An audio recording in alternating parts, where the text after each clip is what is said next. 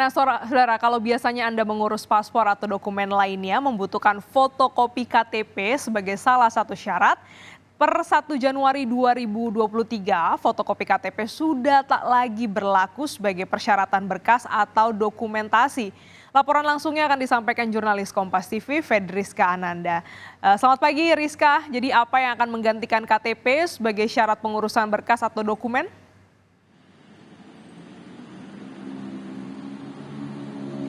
Nah, inilah yang saat ini masih di tengah dimatangkan ataupun dirampungkan oleh pemerintah, Glenis, di mana ini akan nanti ada kartu identitas digital.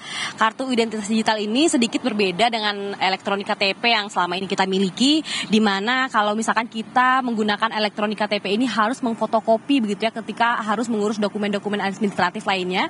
Namun nanti per tanggal 1 Januari 2024 ini pemerintah ini mulai mencanangkan atau mulai menghimbau masyarakat warga untuk beralih ke kartu identitas digital, di mana nanti ini bentuknya berupa aplikasi yang nanti akan terintegrasi dengan data Dukcapil yang dimiliki oleh Kementerian Dalam Negeri, sehingga ketika nanti kita harus mengurus paspor ke rumah sakit ataupun mengurus pelayanan publik lainnya, ini kita tidak perlu memfotokopi KTP yang seperti selama ini kita lakukan.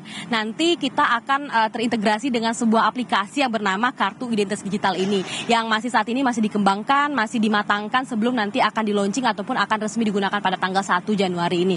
Nah, bagaimana nanti bentuk dari kartu identitas digital ini? Apakah nanti akan menggantikan sepenuhnya eKTP? Ini tentu tidak, karena memang sifatnya hanya melengkapi dari kartu KTP elektronik yang kita miliki saat ini, di mana nanti aplikasi ini akan berupa barcode begitu ya.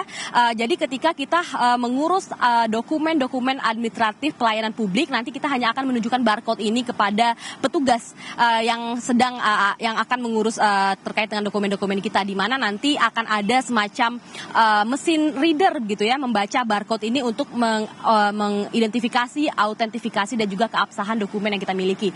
Nah, bagaimana cara untuk kemudian meregistrasi dan juga menggunakan aplikasi ini nanti? Nah, kita semua nanti bisa menggunakan ataupun mengunduh di platform ataupun App Store dari masing-masing smartphone kita, dan kemudian nanti tinggal meregistrasi dengan cara kemudian memasukkan nomor NIK kita, dan kemudian nanti kemudian membuat akun, dan nanti akan diberikan semacam password begitu ya.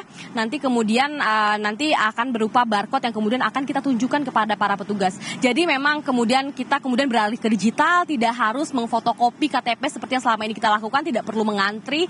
Jadi dengan menggunakan kartu identitas digital ini, semua data dokumen kita ini akan terintegrasi dalam satu aplikasi ini, dan kemudian tentu ketika memasuki masa-masa ataupun transformasi digital ini, kita juga tentu harus berhati-hati, tidak memberikan password sembarangan, dan juga terkait dengan keamanan cyber yang juga harus dijamin oleh pemerintah. Glenis. Baik, terima kasih jurnalis Kompas TV, Fedriska Ananda, atas laporan Anda.